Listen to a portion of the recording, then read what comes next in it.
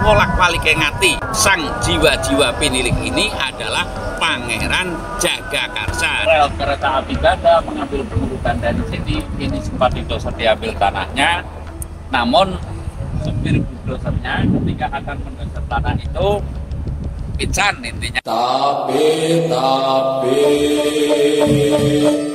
ulo salam mulya atur bagya wis muga nusantara. Selamat sore, saya sudah sampai di tempat pamusuhan atau pertapaan hingga pamusuhannya Pangeran Jagakarsa. Nah, ini keyakinan saya, kalau yang lain mungkin nggak yakin.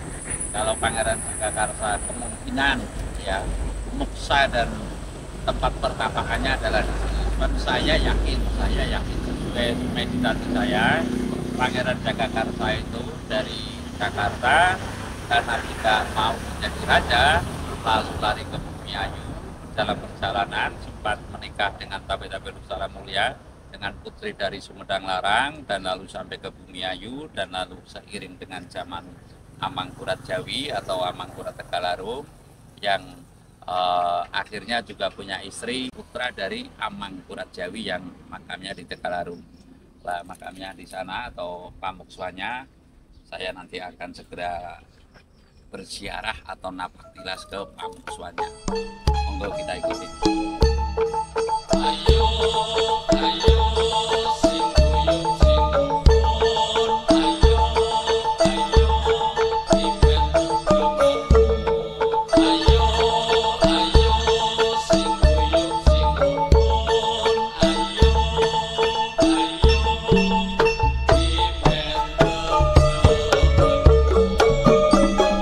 rukun. Dulu saya kesini itu waktu belum dibangun seperti ini. Jadi dibangun seperti ini setelah ada pembangunan rel kereta api ganda.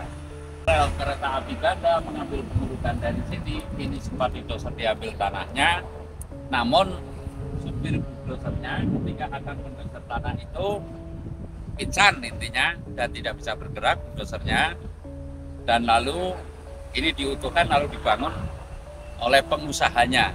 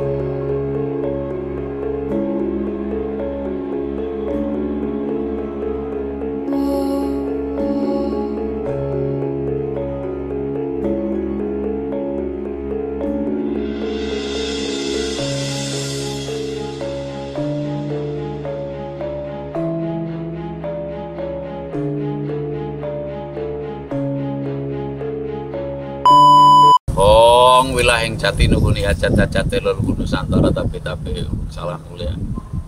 Ini saya berada di Klonengan Bumiayu. Kemungkinan kabupatennya ikut Brebes atau ikut Tegal, itu saya kurang memahami persis. Namun yang jelas saya meyakini bahwa area ini dulu adalah lebih dikenal area Bumiayu atau Bumi Karahayon. Ada sebagian kalau dalam Wikipedia, baik itu di Google itu tercatat bahwasanya kisah atau asal-usul Bumiayu itu adalah wanita cantik, ada pantasnya, dan saya akan mengkaitkan dalam cerita ini nantinya. Cerita yang saya maksud adalah cerita yang saya yakini, yang sesuai bahwasanya di area ini Tabetape Nusantara Mulia. Kalau saya salah berarti yang memberikan petunjuk kepada saya yang salah. Ini pas wanci maghrib, jadi Saya tentunya sangat serius, saya sungguh-sungguh. Kalau dulu saya pernah bermalam di sini antara seminggu bersama anak didik saya, yaitu Ahmad Ainul Anam yang sekarang berada di Semarang, sedang melanjutkan atau menunaikan atau menyelesaikan perkuliahannya di Untan. Program baru yaitu program intinya penghayat kepercayaan kepada Tuhan Yang Maha Esa, yang nantinya manakala itu selesai kemungkinan akan menjadi penyuluh mengenai kerukunan antar umat beragama. Saya akan menceritakan sesuai keyakinan saya yang bahwasanya tempat inilah adalah tempat pertapan dan sekaligus sebagai tempat pamungsuan dari Pangeran Jagakarsa. Tempat ini adalah tempat pamungsuan dari Pangeran Jagakarsa. Sekali lagi, saya meyakini sekelumit sesuai kisah yang saya terima daripada keluhuran atau semedi saya atau keheningan saya, bahwa aslinya Pangeran Jagakarsa itu adalah keturunan Fatabilah ya, yang semestinya didisposisikan menjadi raja di Jakarta ya. Sekali lagi, pada saat itu seiring dengan zaman Amangkurat, bahwasanya Jakarta itu atau Sunda Kelapa itu semestinya beliau Pangeran Jagakarsa ini menjadi raja atau meneruskan raja yang terdahulu atau orang tuanya, lalu beliau duduk sebagai raja di Sunda Kelapa. Saya akan menceritakan bahwasanya tidak semua orang itu berminat atas keduniawian. Ora kabeh wong iku dunya ya kepingin mencari popularitas di dunia dan harta kekayaan yang sebanyak-banyaknya. Namun kalau saya meyakini bahwa di muka bumi ini tidak semua orang itu dunia atau hanya memikirkan duniawi saja. Ada sebagian orang seperti Pangeran Jagakarsa ini adalah salah satu orang yang orang dunia, yang tidak berpikir kepada keduniawian murni, walaupun duniawi tetap sebagai sarana itu diperlukan dan ada kalanya pula dipentingkan. Namun sebagian orang ada yang tidak dunia. Di antara ini adalah Pangeran Jagakarsa. Beliau untuk menjadi pangeran atau menjadi raja di Sunda Kelapa ini tidak mau secara terang-terangan, lalu dia mujlah itu ya ke gunung-gunung, menghayati dan sebagainya.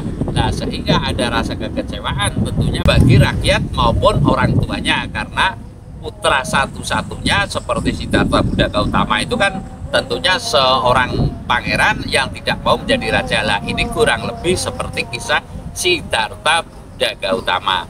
Nah, lalu sesuai dengan persemedian saya bahwa Pangeran Jagakarsa ini mujlah dalam perjalanan sempat transit di Kerajaan Sumedang Larang atau Keraton Sumedang ya, yang saya tahu.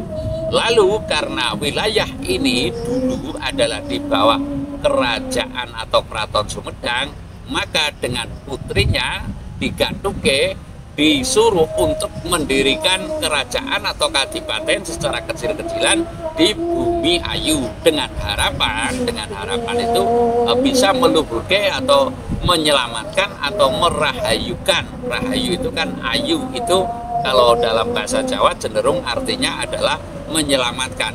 Bumi Ayu ini adalah bumi yang bisa menyelamatkan gonjang-ganjingnya Keraton Sumedang Larang dan sekaligus keadaan tanah Jawa pada saat itu, karena seiring itu juga ada pemberontakan Trunojoyo di Mataram. Nah, saya akan menceritakan sekilas itu. Lalu beliau di sini yang saya pahami bahwasanya istri yang dibawa dari Sumedang Larang ini bernama Sri Ayu. Sekali lagi, istri yang saya pahami nama gaibnya sesuai dengan keheningan saya adalah Sri Ayu itu adalah putri yang dibawa dari Keraton Sumedang Larang. Dan lalu beliau Pangeran Jagakarsa duduk di sini, duduk di wilayah ini ya, tentunya sembari mengatur kondisi dan situasi masyarakat di sini yang semula ditugaskan menjadi keraton atau kadipaten setidaknya oleh Raja Sumedang Larang ini.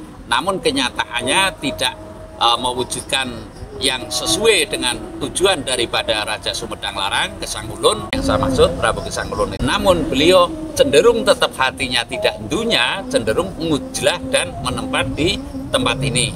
Nah, tempat inilah yang menjadi pamuksuan pertapan dan pamuksuannya Pangeran Jagakarsa. Karena di sini adalah orang yang tentunya ternama, karena yang namanya solah bawane atau solah tingkah daripada seorang pangeran tentu akan berbeda dengan manusia pada umumnya. Lalu dipanggillah sama Amangkurat di Tegalarum sana, kurang lebih jaraknya Tegal dengan sini antara 25 km atau 30 km, digantuke dengan putrinya yang bernama Lintangwati. Ini adalah saya hasil menghentikan cipta gitu aja, bahwasanya Lintangwati adalah putri dari Amangkurat Jawi atau Amangkurat Tegalarum yang lalu mengangkat Pangeran Jagakarsa ini menjadi menantu. Nah, singkat cerita, karena yang dikejar itu bukan duniawi, Pangeran Jagakarsa ini akhirnya sampai menjadi resi dan lalu muksa. Lah, muksanya ini tentu sudah sampai kasampurnan. Yang saya yakini dinamakan sukma sejati, yaitu sukma yang sudah sampai ke kasampurnan. Tapi Luksana Mulia saya akan menceritakan. Namun dalam era sekarang Pangeran Jagakarsa diturunkan mendapat tugas tertentu untuk mengawal jiwa, untuk menyelamatkan jiwa sang pinilik atau sang Ratu Adil dan jiwa-jiwa pinilik lainnya yang akan mengadakan nanti perubahan atau tatanan dunia baru di bumi Nusantara ini. Jadi saya meyakini siapa pengawal jiwa Ratu Adil dan jiwa-jiwa terpilih lainnya untuk yang akan mengubah menjadi atau mewujudkan tatanan dunia baru di Nusantara ini adalah Pangeran Jagakarsa. Ya, dengan nama lain, taruhlah Pangeran Jagakarsa ini adalah sang pengawal daripada jiwa Ratu Adil dan jiwa-jiwa terpilih lainnya.